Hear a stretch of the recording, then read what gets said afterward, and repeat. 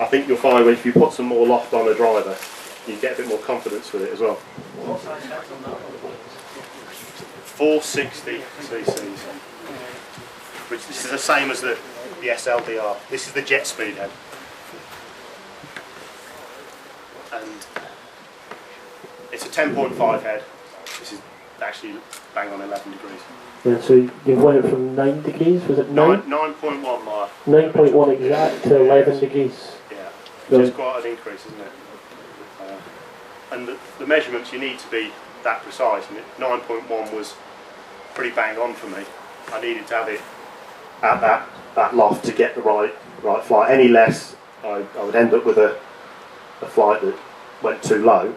But now, obviously, I'm nearly 2 degrees more. It's a bit easier to use.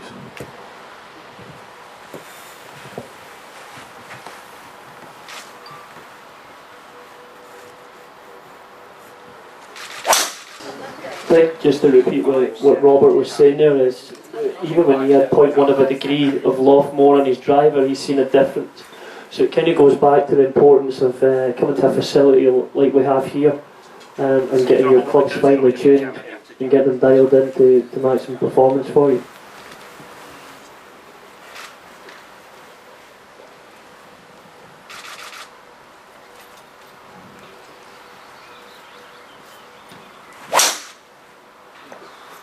Good shot.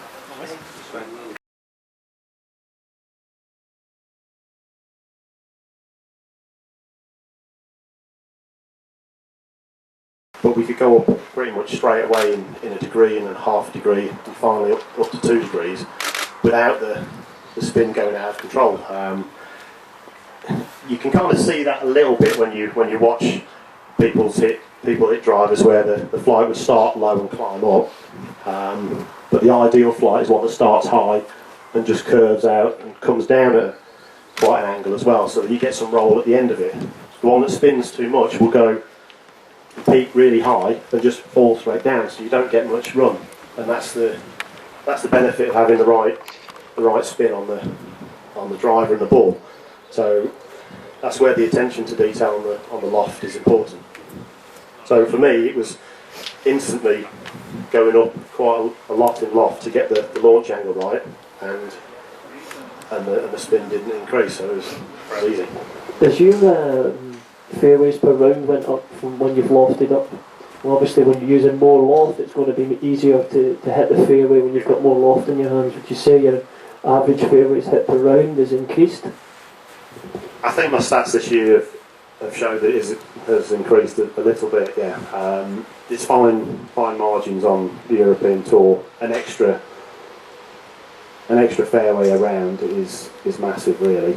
You'll see on the stats for the tournaments that things are won and lost by fractions of shots here and there. But overall, through a whole season, I would say previously I was probably averaging maybe 50%, maybe 60% in my driving accuracy.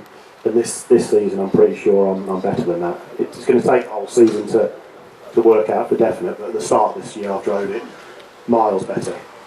I used to hit more of a left to right shape with the driver, so coupled with slight modifications in the swing, I'm hitting it higher and a bit straighter, which is good.